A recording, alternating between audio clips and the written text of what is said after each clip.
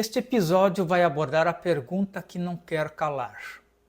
Por que o mais grave problema da humanidade não se tornou o problema político número 1? A resposta envolve vários elementos estudados na ciência política. Primeiramente, um problema político não é o mesmo que um problema social. Há diversos problemas sociais que nunca conseguem ser prioridade política.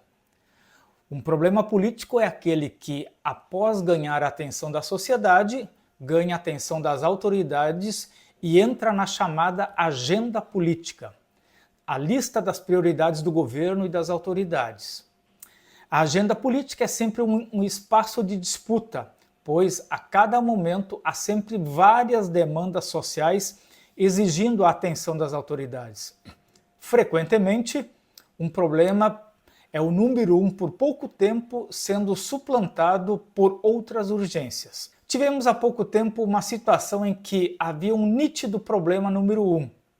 Aconteceu na pandemia da Covid 2019. Nos anos de 2020 e 2021, no Brasil e no mundo, o que se discutia era como enfrentar o vírus da Covid.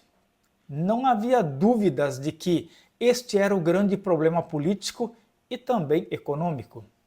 Depois, quando a vacina resolveu no principal este problema, a ameaça da Covid, a vida política retomou seu ritmo e vários assuntos retomaram a atenção das autoridades. Na verdade, as mudanças do clima são uma ameaça mas muito maior do que a Covid. Mas elas não vêm recebendo a mesma atenção. Entre as razões para isso está o fato de que os eventos climáticos não se manifestam mundialmente ao mesmo tempo, como aconteceu com a Covid, nem aparecem como uma ameaça de morte eminente para todos.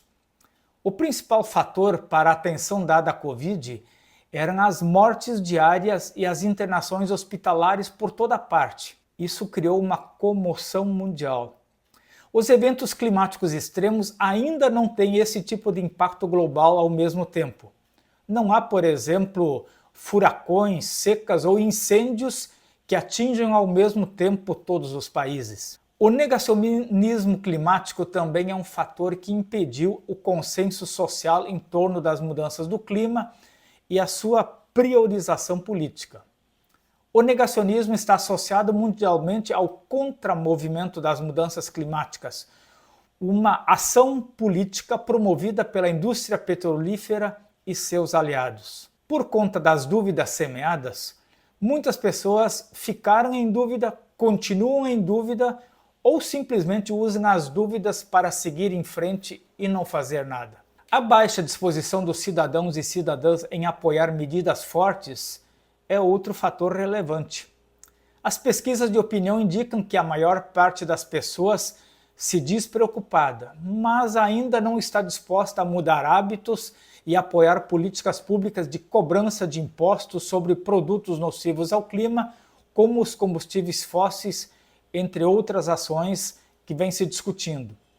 Enquanto houver resistência dos eleitores, os políticos dificilmente irão adotar medidas mais fortes em favor do clima. O fator central é que para frear as mudanças climáticas é preciso alterar a base econômica, sair de uma economia capitalista de alto carbono para uma economia de baixo carbono. Isto significa modificar a vida das empresas, abandonar os combustíveis fósseis e acelerar a adoção de energias limpas. Além disto, significa abandonar as práticas econômicas mais danosas, como o agronegócio e a mineração que desmatam e queimam, bem como colocar dentro da lei toda sorte de negócios que prejudicam o ambiente. Junto com isso, envolve responsabilizar os mais ricos pelo seu alto custo climático, fazendo com que eles financiem as mudanças necessárias. Fundamental também é a geopolítica. As grandes potências mundiais deveriam estar liderando as ações em favor do clima.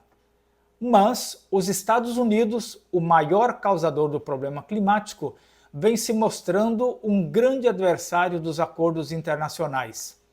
A China reivindica seu direito de seguir com seu desenvolvimento econômico, embora atualmente seja o maior emissor de gases de efeito estufa. A Índia está seguindo no mesmo caminho da China.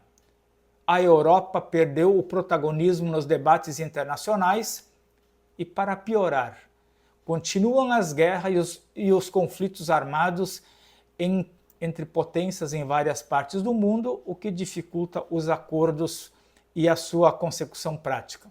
O Brasil oscilou historicamente entre o papel de vilão do clima, defendendo desde a ditadura militar na década de 70 o direito de destruir a natureza para se desenvolver economicamente, e o papel de liderança ambiental. No governo passado de Jair Bolsonaro, retomou mundialmente o papel de vilão do clima. No atual governo do presidente Lula, esforça-se por voltar ao papel de liderança ambiental. A Conferência das Partes, a COP30, em Belém, neste ano de 2025, será um importante teste sobre esta capacidade do Brasil exercer um papel de liderança na questão climática. Em síntese, o mais grave problema da humanidade não se tornou o problema político número 1 porque está entranhado na economia, na política e no nosso modo de vida. Para estabilizar o clima, é preciso reorganizar a forma como nós, humanos, vivemos. Isso não é nada fácil, mas é indispensável.